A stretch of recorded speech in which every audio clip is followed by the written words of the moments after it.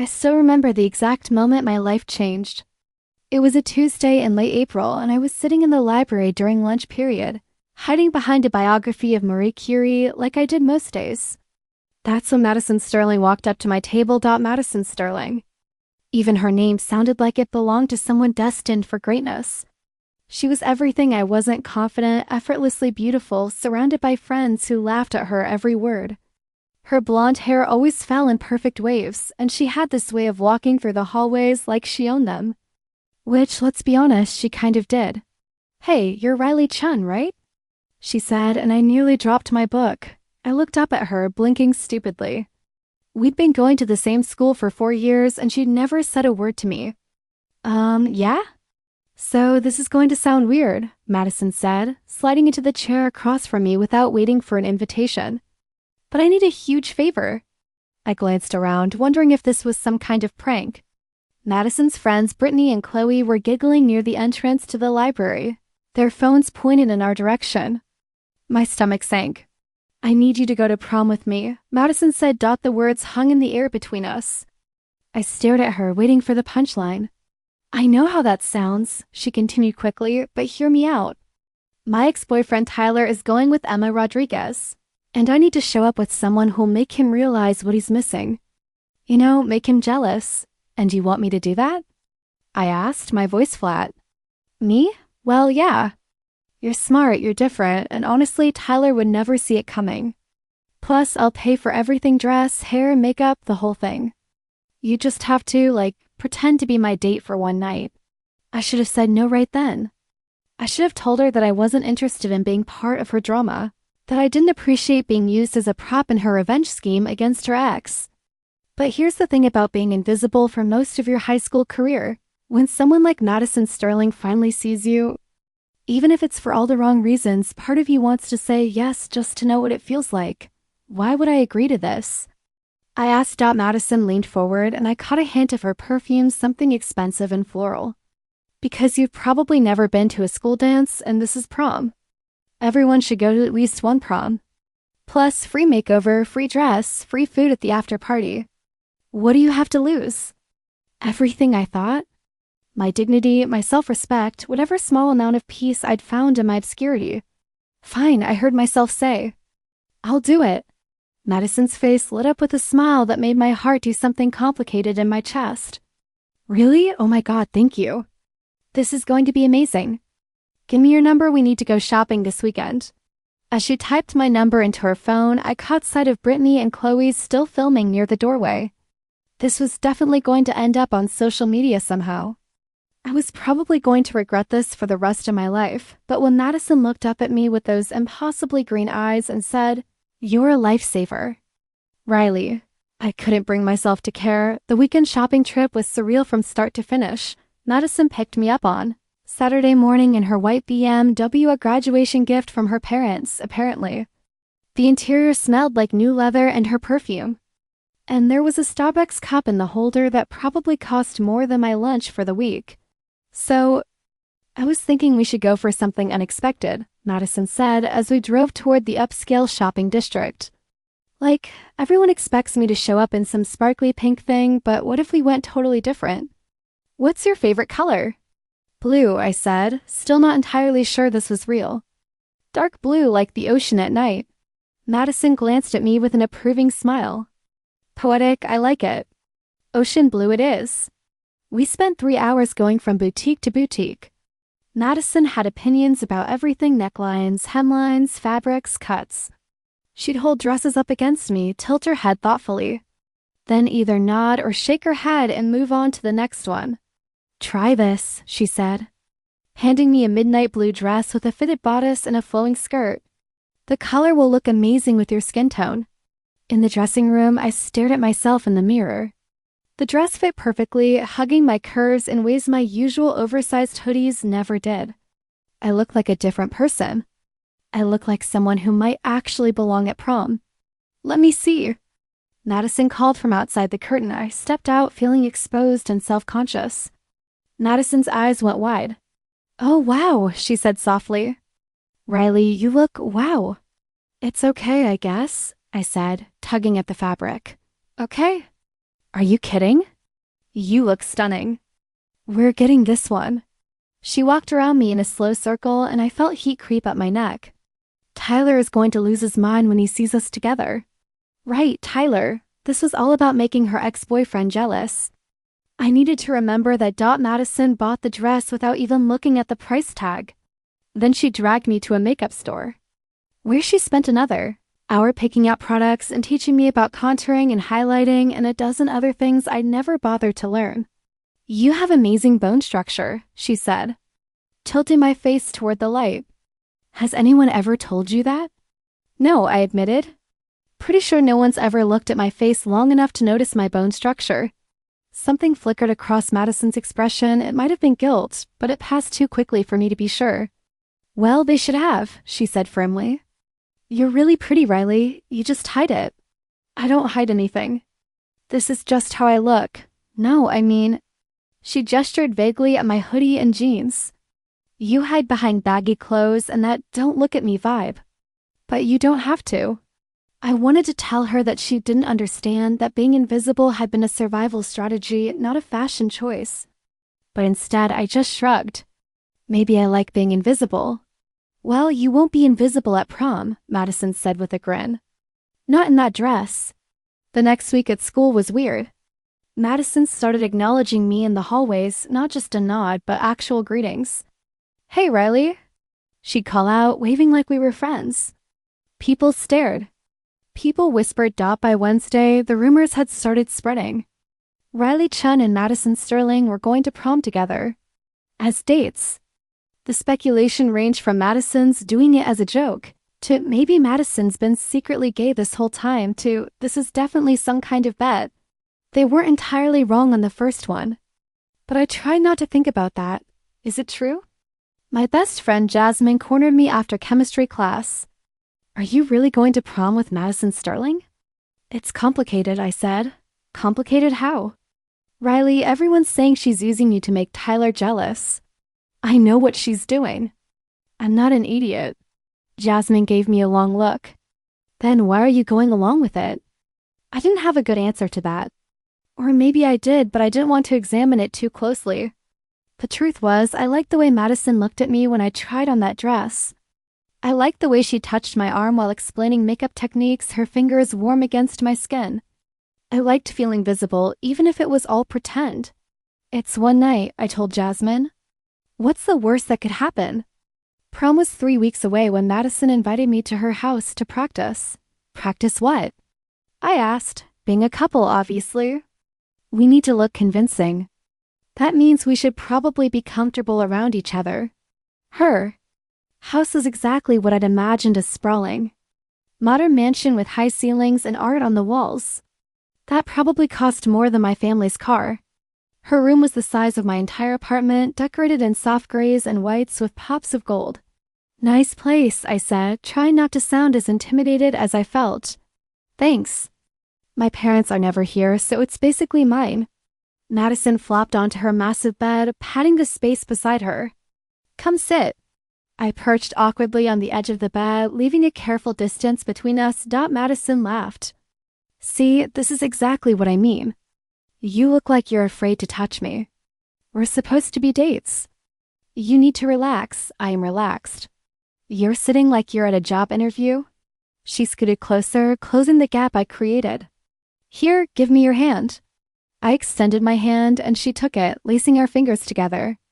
Her hand was soft and warm, and I tried to ignore the way my pulse jumped at the contact. See? Not so bad, right? Madison said. At prom, we'll need to do stuff like this. Maybe dance close, definitely take pictures together. Tyler needs to actually believe we're together. Right? I said, my voice sounding strange to my own ears. For Tyler. We sat there for a moment, hands linked, and I became acutely aware of how close she was. I could see the tiny gold flecks in her green eyes, count the freckles across her nose that she usually covered with makeup. Can I ask you something? Madison said quietly.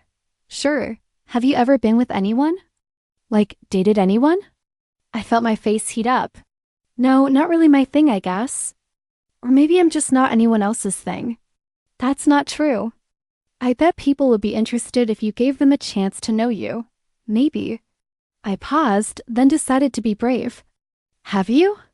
I mean, besides Tyler, have you dated anyone? Something complicated crossed Madison's face. Just Tyler. We were together for 2 years.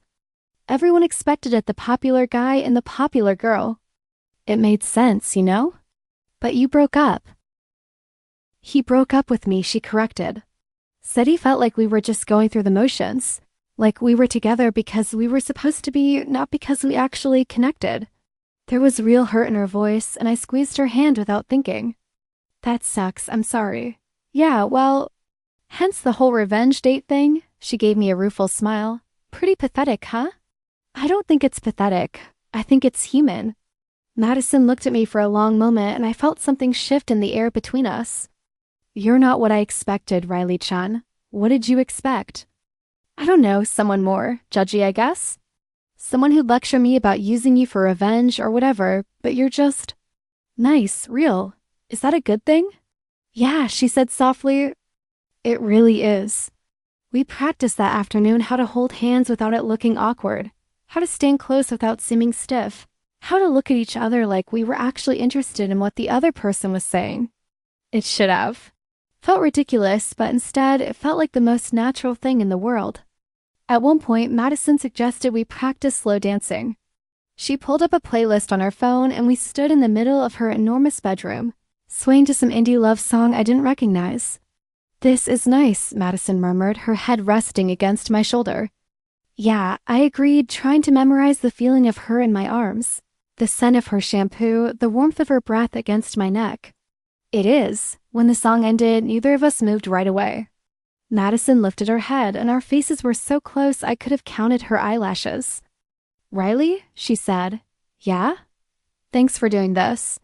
I know it's weird and selfish and probably a terrible idea, but thanks. You're welcome. She smiled, and for a second, I forgot this was all fake. For a second, I let myself imagine this was real, that Madison Sterling was actually interested in me, that this wasn't just about making someone else jealous, that when she looked at me like that, it meant something. Then my phone buzzed with a text from my mom asking when I'd be home, and the spell broke. Over the next 2 weeks, Madison and I spent more time together. It started with the excuse of practicing, but it evolved into something else. She'd text me funny observations during boring classes. We'd grab coffee after school and talk about everything from her college plans, Stanford, hopefully to my love of classic literature to her secret passion for terrible reality TV. You cannot tell anyone I watch The Bachelor, she insisted one afternoon at a coffee shop.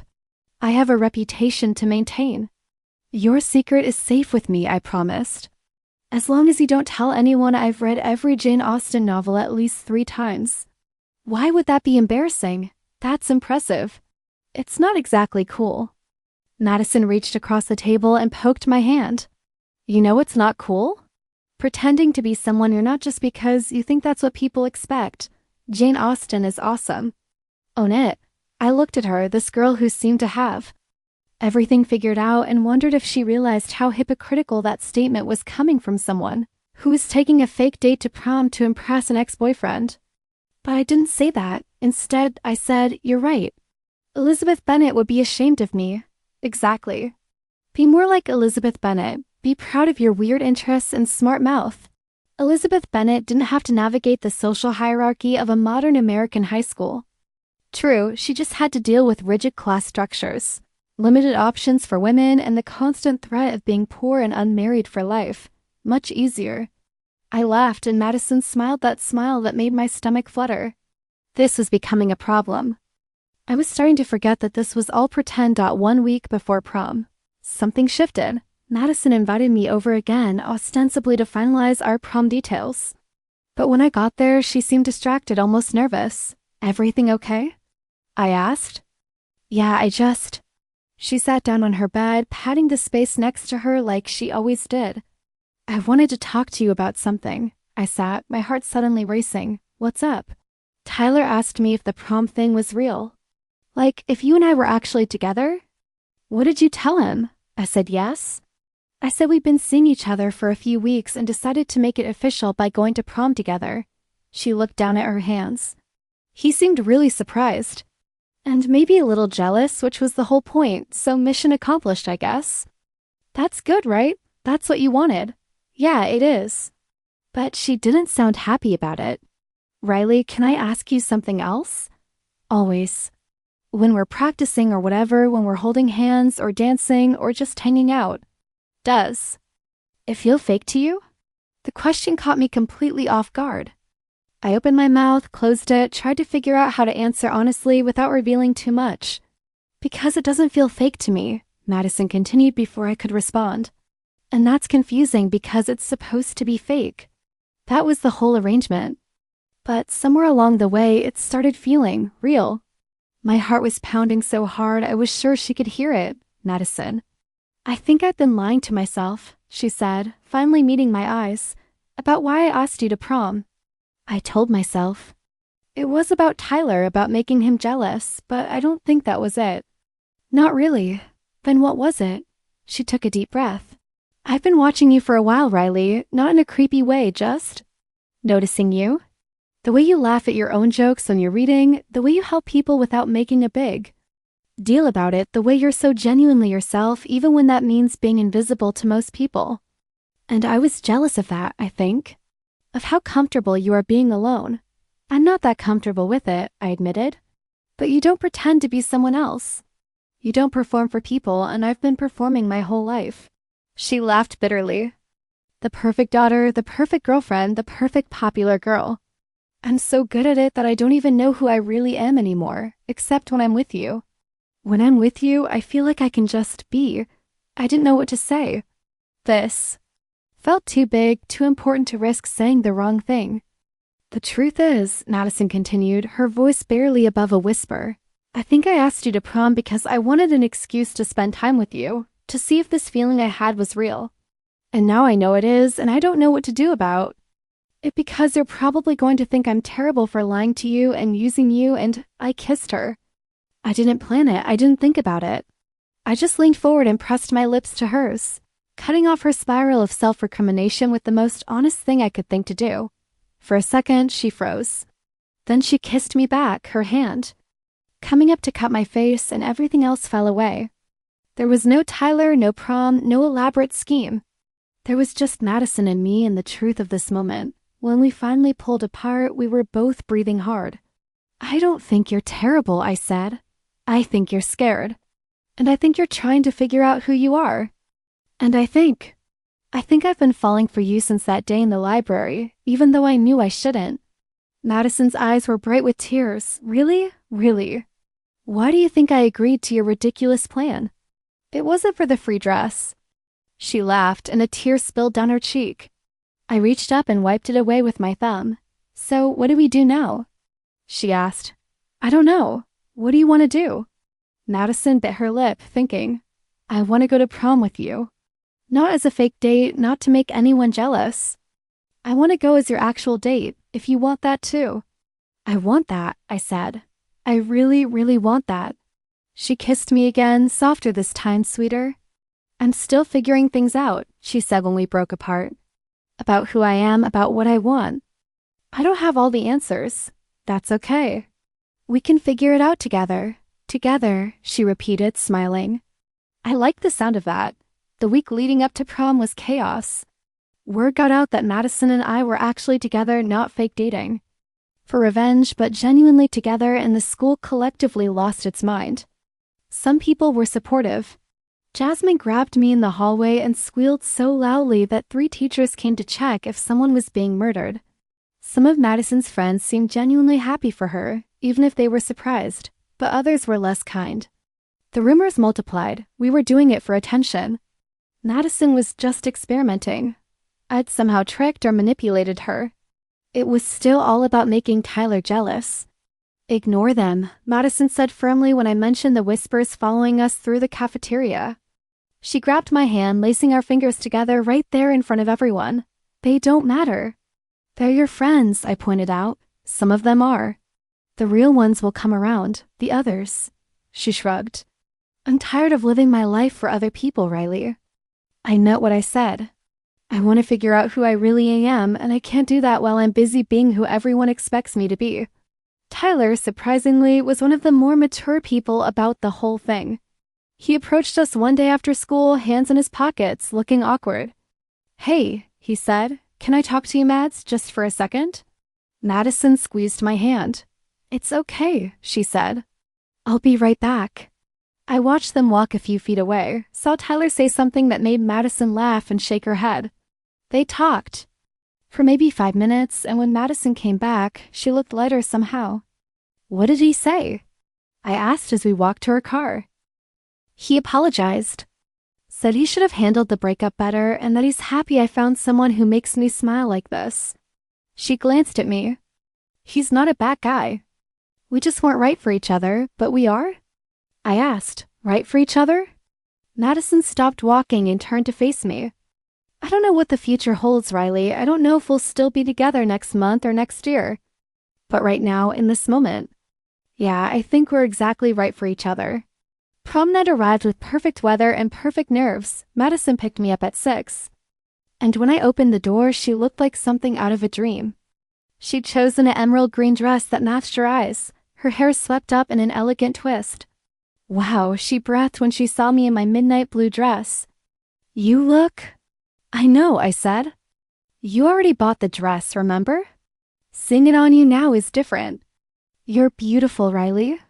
My mom insisted on taking about 1,000 pictures of us together. Madison charmed her completely, complimenting her on everything from her garden to her choice in furniture. By the time we left, my mom had basically adopted her. "Your mom is sweet," Madison said as we drove to the venue. "She likes you." "Good, I was nervous about meeting her." "Why?" "You charm everyone." "Not everyone. Just the people who matter." She glanced at me and smiled. "You ready for this? To walk into prom with the most popular girl in school on my arm?" "Sure, no pressure." Madison laughed and reached for my hand. "We're in this together, remember?" The venue was a downtown hotel ballroom, decorated within an inch of its life in silver and white. Music poured out as we walked in, and I felt every eye turn toward us. Madison didn't let go of my hand. We posed for the official photos. Madison's arm around my waist, both of us grinning at the camera. We found our table and said hello to the other couples there, some of Madison's actual friends, who were surprisingly welcoming.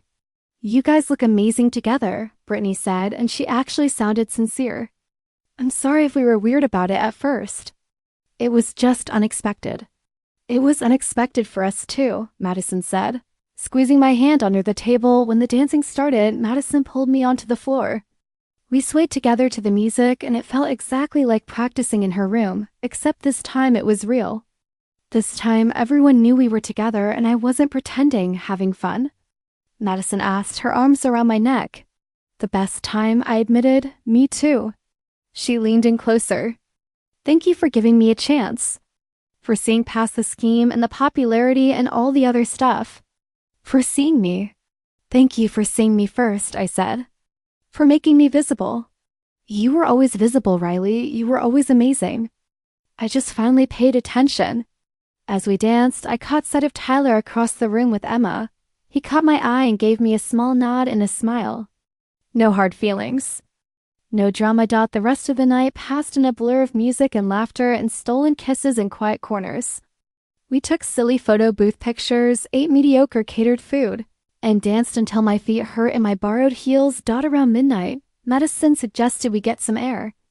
We slipped outside to the hotel's garden. The sounds of the party muted behind us.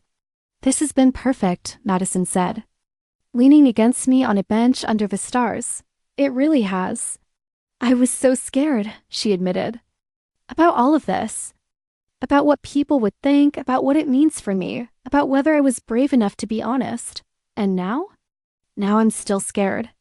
But I'm also happy. Really, genuinely happy. And that feels worth the fear." I kissed the top of her head. "I'm scared too, you know? This is all new for me too." "We'll figure it out," Madison said confidently. "Together." Senior year ended in a whirlwind of finals and graduation ceremonies and college preparations. Madison got into Stanford like she'd hoped. I got a full scholarship to a state university 3 hours away. "We'll make it work," Madison insisted when I worried about the distance. "It's only 3 hours." We can visit on weekends. What if you meet someone else at Stanford? Someone more exciting, more. She cut me off with a kiss. Stop it. I'm not interested in anyone else. I'm interested in you. Distance doesn't change that. The summer flew by in a haze of part-time jobs and stolen moments together. We went on actual dates, now movies, restaurants, day trips to the beach. We told our families. My mom was thrilled. Madison's parents were surprised but supportive, even if her dad made a few awkward comments about going through phases. Ignore him, Madison said after a particularly uncomfortable dinner at her house. He'll come around, and if he doesn't, then that's his problem, not mine. I'm done living my life based on what other people think I should do. On our last night before leaving for college, we drove out to the beach and sat on the sand, watching the sunset paint the sky in shades of orange and pink. I can't believe this all started because I wanted to make Tyler jealous, Madison said, shaking her head. What a stupid reason to ask someone out. Best stupid reason ever, I countered. She laughed and leaned her head on my shoulder. I'm glad you said yes. Even though you knew it was a terrible idea, I'm glad too. Riley, yeah? I love you. She said it simply, matter-of-factly, like it was the most obvious thing in the world. My heart swelled. I love you too. Good, I just wanted to make sure you knew before we start this long-distance thing. Whatever happens, wherever we end up, I want you to know that it changed my life. You changed my life. You changed mine too, I said. You made me visible. You made me brave. We made each other brave, Madison corrected Dot as the sun dipped below the horizon. I thought about how strange life was. How a fake date born from a revenge scheme had turned into the most real thing I'd ever experienced. How the popular girl I never expected to notice me had become the person who knew me better than anyone. Madison was right, we didn't know what the future held. Long distance would be hard. College would bring new challenges, new people, new experiences. But we'd face it together, taking it one day at a time, figuring out who we were both individually and as a couple. Promise me something, I said. Anything. Promise me we'll always be honest with each other. No more schemes, no more pretending. Just us, being real. Madison lifted her head and looked at me, her green eyes serious in the fading light. I promise. No more pretending. Just us. She kissed me then, soft and sweet and full of promise. And as the stars started to appear overhead, I felt certain of one thing, whatever came next. Whoever we became in the months and years ahead. This moment, this love was real. The popular girl had asked me to prom as part of a scheme. But somewhere between the fake practicing and the real feelings, we'd both found something true. We found each other. And that was better than any revenge. Better than any performance, better than anything I could have. Imagine that day in the library when Madison Sterling first said my name. The first few weeks of college were harder than either of us anticipated. Madison called me crying on the third night, her voice small and broken in a way I'd never heard before. I don't know if I can do this, she said. Everyone here is so confident, so sure of themselves. And I thought I'd figured out who I was. But now I'm here and I feel like I'm back to square one. Tell me what happened, I said, settling into my dorm bed with my phone pressed against my ear. There was this icebreaker thing tonight. We had to go around and introduce ourselves, say something interesting about us. And when it was my turn, I froze. Because I realized I've been defining myself by our relationship. And these people don't know you, don't know us. And suddenly I didn't know what to say about just me. My heart ached for her. Madison, you're so much more than our relationship. You're brilliant and kind and funny. You volunteer at that youth center.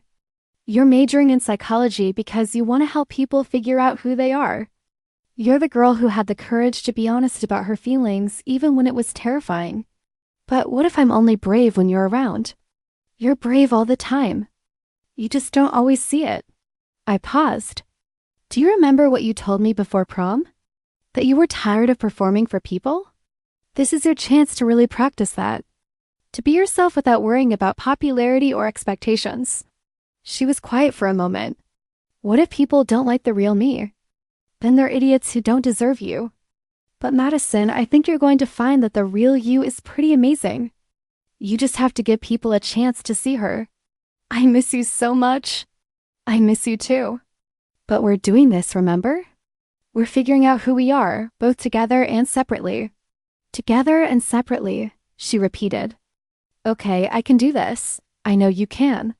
After we hung up, I lay in my bed staring at the ceiling of my dorm room. My roommate, a girl named Priya who was majoring in engineering, was already asleep in the bed across from me.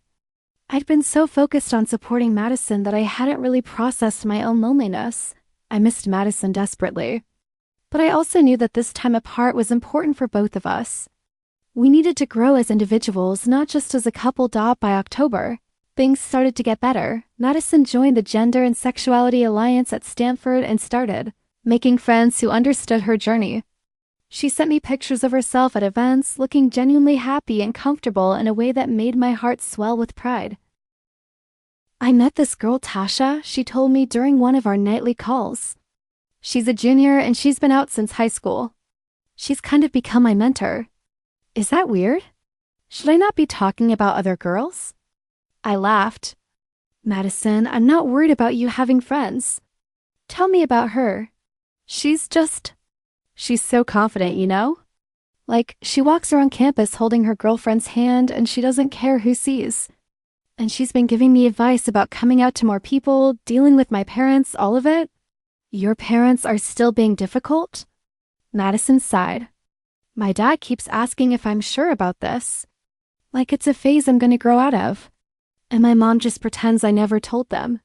She asked me last week if I was dating any nice boys at school. I'm sorry. That really sucks. It does. But Tasha says it gets easier. That eventually they either come around or you learn to live without their approval. I'm hoping for the former, preparing for the latter. I'm proud of you, I said. For being honest with them, even when it's hard. I learned from the best, she said softly. I was finding my own community too. The literary magazine I joined turned out to be full of quirky, creative people who appreciated my love of classic literature. I'd even submitted one of my own pieces of personal essay about identity and visibility that was scheduled for the winter issue. I also met someone who would become one of my closest friends, Marcus, a theater major with a sharp wit and an even sharper fashion sense. So let me get this straight, he said when I told him my story over coffee one day. The popular girl asked you to prom as fake revenge date, but then you both actually fell in love and now you're doing long distance? That's the summary, yeah. That's literally the plot of a romantic comedy. You know that, right? I'm aware, and you're making it work? The long distance thing? We're trying to. It's hard, but she's worth it. Marcus studied me for a moment. You really love her. I really do. Then fight for it. But also make sure you're building a life here too. Long distance only works if both people are growing in their own spaces. It was good advice and I tried to take it to heart. I threw myself into my classes, my writing, my friendships. I explored my college town, tried new things. Pushed myself out of my comfort zone, but I still counted down the days until I'd see Madison again. Our first reunion was Thanksgiving break. 3 months after we'd left for college. Madison drove the 3 hours to my hometown, arriving late on Tuesday night. When I saw her car pull up, I ran out of my house without even grabbing a jacket. She barely had time to get out of the car before I was hugging her, breathing in the familiar scent of her perfume. Hi, she said, laughing and squeezing me tight. Hi, I said back. Pulling away just enough to kiss her, we stood there in my driveway, kissing like we'd been apart for years instead of months, until my mom cleared her throat from the doorway. Come inside, girls. It's cold out there. Those few days together were both wonderful and complicated. We fell back into our old rhythms easily, the hand-holding, the inside jokes, the comfortable silences. But there were also moments of awkwardness, times when I'd reference something that happened at school and Madison wouldn't know what I was talking about or vice versa. It's weird, right? Madison said on Thursday night. We were lying in my bed, her head on my chest, my fingers running through her hair. We're the same people, but we also have all these experiences the other person wasn't part of. It is weird. But it's also okay. We're supposed to be having our own experiences. I know. It's just, I got so used to telling you everything in real time. And now there are gaps. Then tell me now. Tell me about Stanford, about your classes, about Tasha and your other friends. I want to know everything. So she did. She told me about her introduction to psychology course and how it was changing the way she thought about human behavior. She told me about the campus coffee shop where she studied most mornings. She told me about a protest she joined for LGBTQ+ rights, and how powerful it felt to stand up for something publicly. And I told her about my life, too, about Marcus in the literary magazine and the creative writing professor who'd encouraged me to submit my work to competitions, about the lonely nights and the moments of growth and the slow process of figuring out who I was without her. I'm so proud of you, Madison said. You're doing exactly what you should be doing, becoming more yourself. So are you, I said. Even if it's scary. It's terrifying, she admitted. But it's also exciting. Is that weird? No, I think that's exactly how it should be. On Sunday, when it was time for her to drive back to Stanford, we both cried in my driveway. This is so hard, Madison said, clinging to me. I know. But we only have 3 more weeks until winter break. We can do 3 weeks. 3 weeks, and then we have a whole month together. Exactly. We can do this. She kissed me one more time, then got in her car. I stood in the driveway, waving until her car disappeared around the corner. Our first real fight happened in January. During our second semester, it started small. Madison forgot to call when she said she would, and I was hurt. I texted her something passive-aggressive, and she responded defensively. Within hours, we were having a full-blown argument over text messages, which was possibly the worst way to fight. Finally, I called her. We need to actually talk about this, I said. Fine, talk. Her voice was cold in a way I wasn't used to. You promised you'd call at 8. I waited until 10 and nothing. No text, no call, nothing. Do you know how worried I was? I was at a GSA event. I lost track of time. I didn't think you'd freak out about it. I wasn't freaking out. I was worried. There's a difference. It feels like you're trying to control my schedule. I'm allowed to have a life here, Riley. I never said you weren't. I just asked you to communicate with me. That's not controlling, that's basic respect. And maybe I'm tired of having to report my every move to someone 3 hours away. The words hung in the air between us, sharp and painful. Is that really how you feel? I asked quietly. Like I'm making you report to me? I heard Madison take a shaky breath. No, I'm sorry. That came out wrong. I feel pulled in so many directions right now. My classes are intense, my parents are still being weird. I'm trying to figure out this whole coming out thing. And I love you so much, but sometimes the distance feels impossible. I feel it too, I admitted. And I'm sorry for being passive-aggressive in my texts. That wasn't fair. I should have just texted you to let you know I'd be late. You're right, that's basic communication. We were quiet for a moment, both of us calming down. Madison? Yeah? Are we okay? Like us, are we going to be okay? I hope so. I want us to be okay. But Riley, I think we need to be honest about how hard this is. It's really hard. Yeah, and I don't have easy answers. But I don't want to lose you. I don't want to lose you either. Then we figure it out. We learn to communicate better. We give each other grace when things get messy. We remember why we're doing this. Why are we doing this? I asked. Because you're the best thing that ever happened to me. Because when I imagine my future, you're in it. Because even when it's hard, being with you is worth it. My eyes filled with tears. I love you. I love you too. So much. After we hung up, I felt emotionally drained but also hopeful. We'd had our first real fight and come through in March. Madison surprised me by showing up at my campus unannounced. I was sitting in the library, working on an essay when someone tapped me on the shoulder. I turned around expecting to see Marcus or another classmate, and instead found Madison standing there with a bouquet of flowers and a sheepish grin. Surprise? She said. I jumped up so fast I knocked over my water bottle. What are you doing here? I had a long weekend and I missed you. So I drove up. Is that okay? Are you kidding? It's more than okay. I threw my arms around her. Not caring that everyone in the library was staring at us, we spent that weekend exploring my college town. I showed her all my favorite spots, the coffee shop where I did most of my writing, the bookstore where I browsed for hours, the park where I liked to walk when I needed to think. I like seeing your world, Madison said as we sat on a bench by the lake. I like knowing where you are when we talk on the phone. I like having you here, I said. It makes both parts of my life feel more connected. That night, we lay in my dorm room. Priya had graciously agreed to stay with a friend for the weekend, talking about our plans for the summer. I got an internship, Madison said, at a mental health clinic near Stanford. It's unpaid, but it will be a great experience. Madison, that's incredible. I'm so proud of you. Thanks. It means I'll be at Stanford for most of the summer, though. I won't be home much. My heart sank a little. Oh, but I was thinking, what if you came out and stayed with me for a few weeks? You could get a summer job there, we could get an apartment for the summer, actually live together for a bit. See if we like it. I sat up, looking at her. Are you serious? Completely serious. I know it's a big ask, and I know you probably have your own summer plans, but I really want to spend that time with you. Real time, not just phone calls and visits. I would love that, I said. I'd have to talk to my parents and I need to find a job, but yes. Absolutely yes. Madison's face lit up. Really? Really. Let's spend the summer together.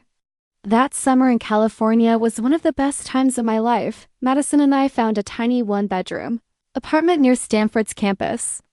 It was barely bigger than a shoebox, with a kitchen that could fit maybe 2 people if they were very close friends. But it was ours. I got a job at a local bookstore, which was pretty much my dream summer job. Madison worked at her internship during the days, and we'd meet up in the evenings to cook dinner together, or more accurately, to attempt to cook dinner together and then order takeout when our attempts failed.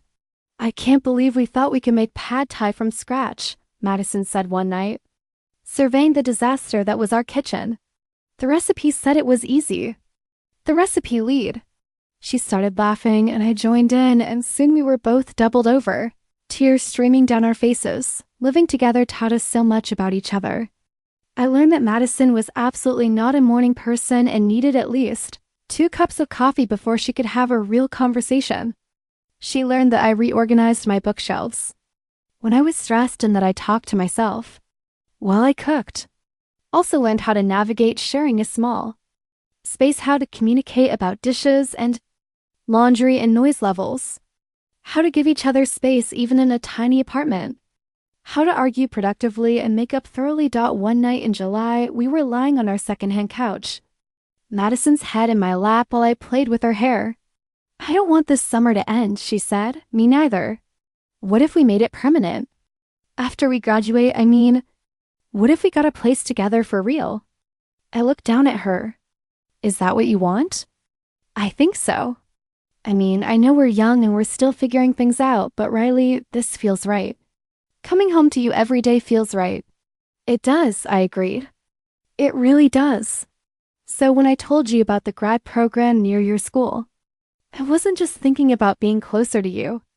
I was thinking about us building a real life together. Getting an apartment, adopting a cat, maybe just being together. A cat? I've always wanted a cat. Is that okay? I laughed. Yes, that's okay. And yes to all of it. The apartment, the cat, the life together. I want that too. Madison sat up and kissed me. I love you so much. I love you too. In August, before we headed back to school, Madison decided it was time for me to officially meet her parents. Not just the casual hello we'd exchanged before a real formal dinner where they got to know me as her girlfriend. I was terrified.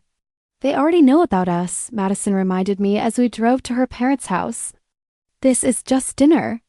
Just dinner with the people whose approval you desperately want and who have been less than supportive about your sexuality.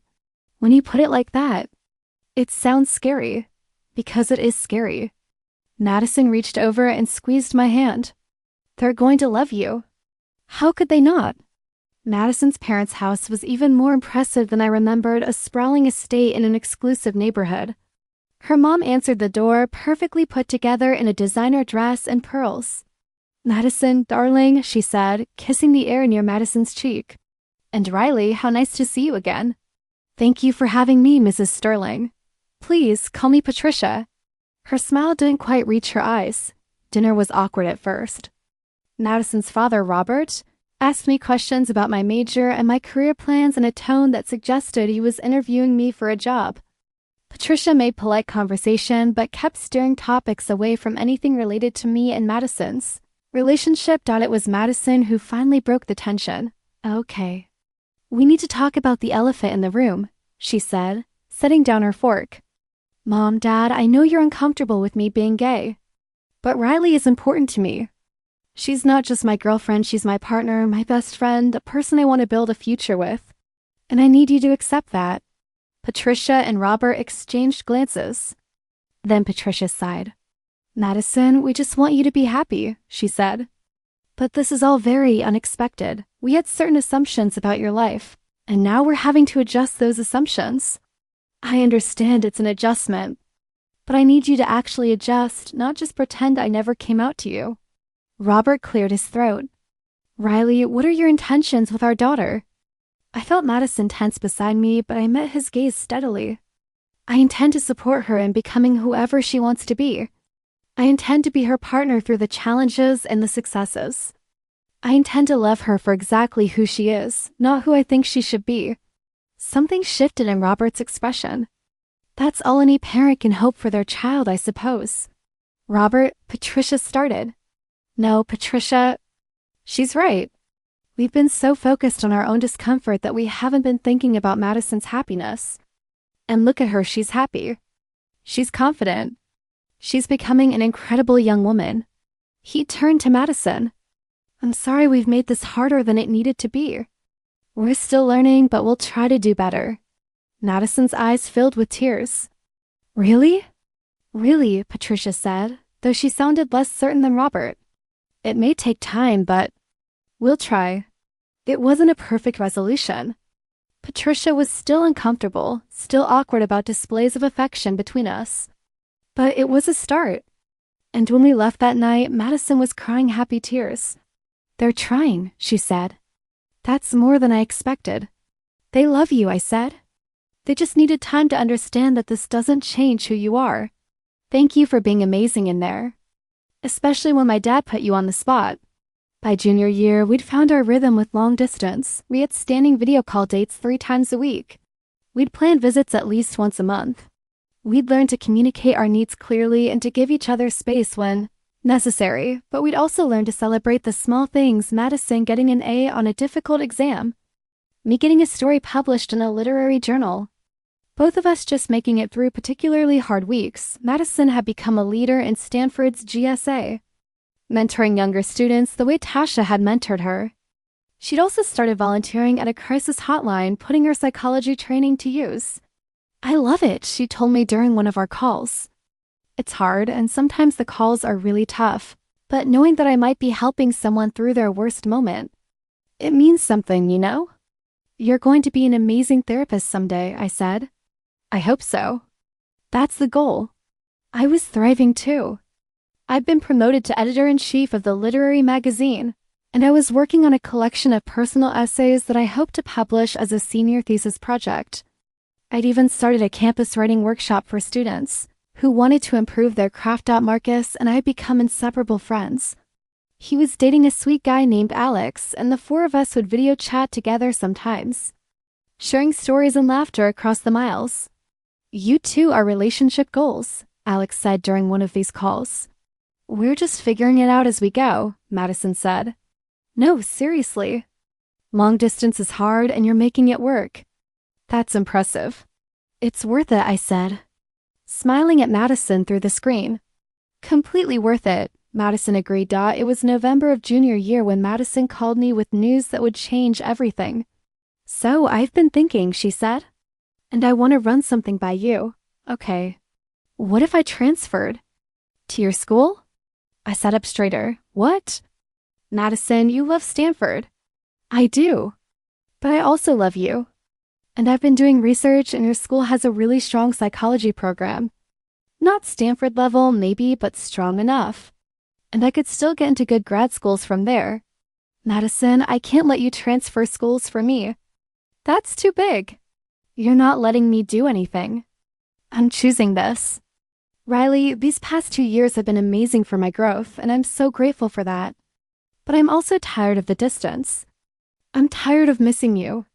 I want to actually be together, not just on visits and video calls. But what about your friends there? What about the GSA and your volunteer work? I can make new friends. I can join the GSA at your school. I can find new volunteer opportunities. All of that is transferable. But you asked, that's not something I want to keep at a distance anymore. My heart was pounding. Are you absolutely sure about this? I've never been more sure of anything. Except maybe when I decided to tell you the truth about my feelings. This feels like the next right step. Then yes. Then yes. God, yes. I would love to have you here. Madison transferred at the start of spring semester. Watching her move into a dorm on my campus felt surreal, like two parts of my life that had been separate were finally coming together. She integrated into campus life seamlessly. She joined the GSA and within weeks was organizing events. She made friends in her psychology classes. She even joined my writing workshop, claiming she wanted to improve her technical writing skills, but mostly, I suspected, just wanting to be part of my world. Having her there changed everything. We could grab coffee between classes. We could study together in the library. We could go to campus events as an actual couple, not just talk about them on the phone. This is so much better, Madison said one night. We were in my dorm room, Priya having moved out the semester before, so I now had a single. Madison was lying on my bed, working on a paper while I edited submissions for the magazine. What is this, being in the same place? Seeing you every day. I didn't realize how much I was missing until I had it. No regrets about transferring. She looked up at me and smiled. Not even one. Senior year flew by in a blur of applications and deadlines and last first day of classes. Last homecoming, last everything. Madison applied to graduate programs, including the one near where I'd been accepted to a master's program in creative writing. When she got her acceptance letter, we celebrated by getting drunk on cheap wine and making elaborate plans for our future. We're really doing this, she said, her words slightly slurred. We're really building a life together. We really are, I agreed. Riley Chen, you're the best thing that ever happened to me. Did you know that? You've mentioned it once or twice.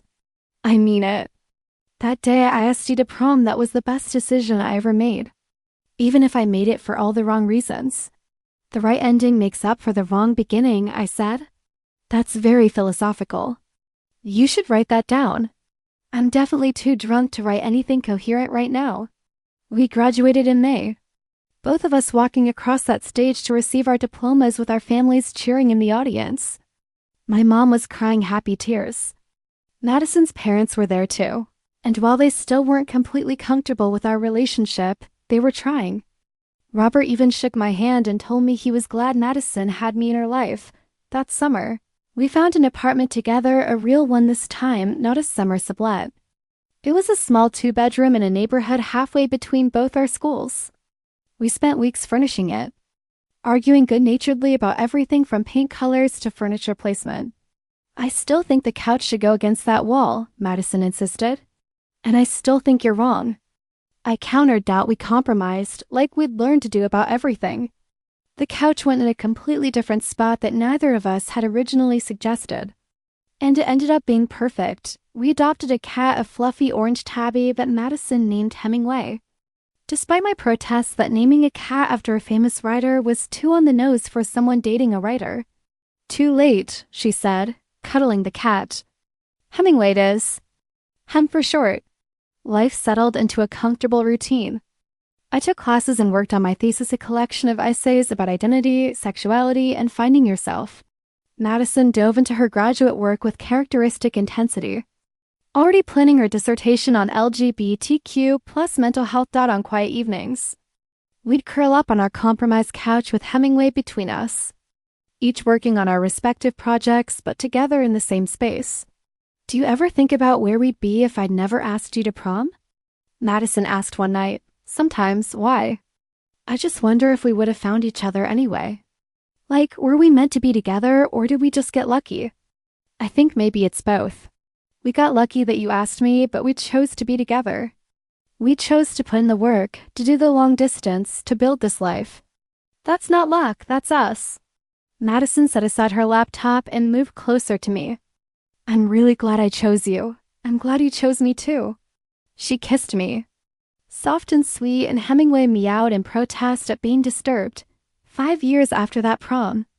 I'm sitting in the audience at Madison's doctoral. Defense, she's presenting her dissertation, a comprehensive study on mental health. Outcomes for LGBTQ plus youth who receive supportive counseling versus those who don't. It's brilliant, passionate, and thoroughly researched. It's so incredibly her. I watch her field questions from her committee with confidence and grace, and I'm overwhelmed with pride. This is the same girl who once cried on the phone because she didn't know who she was without our relationship. Now she's Dr. Madison Sterling, making real contributions to her field, helping people understand and support LGBTQ youth. After her defense. After the committee congratulates her and leaves us alone in the room, she runs to me and I catch her in my arms. I did it, she says, laughing and crying at the same time. You did it, Dr. Sterling. That sounds so weird. You'll get used to it. We go out to celebrate Madison. Me, Marcus and Alex, Jasmine and her wife, and a handful of other friends we've collected over the years. Madison's parents are there too, and while there's still sometimes awkwardness, they've come so far from that difficult dinner years ago. To Madison. Everyone toasts, raising their glasses. Later, when we're home in our apartment, a bigger one now with an actual office for each of us, Madison pulls out a small velvet box. My heart stops. Before you freak out, she says quickly, this isn't what you think. Well, it is, but also it isn't, just... Let me explain. She opens the box to reveal a simple silver ring with a small blue stone. This is a promise ring, she says. A promise that when we're both ready, when my career is more established, when your first book is published, when the timing feels right, I'm going to ask you to marry me for real. With a proper proposal and everything. But for now, I just want you to know that this is it for me. You're it for me. Always have been from the moment I asked you to prom. I'm crying now, full on sobbing. Madison. So, Riley Chen, will you accept this promise? Will you keep building this life with me, knowing that one day I'm going to ask you to build forever with me? Yes, I say through my tears. 1,000 times yes. She slides the ring onto my finger and it fits perfectly. We kiss, and Hemingway older now, even fluffier, winds around our ankles, purring. This is my life. Our life, the one that started with a fake prom date and turned into something more real than anything I could have imagined. The popular girl asked Emmy to prom as a joke. But the joke became truth, became love, became forever, and I wouldn't change a single moment of it.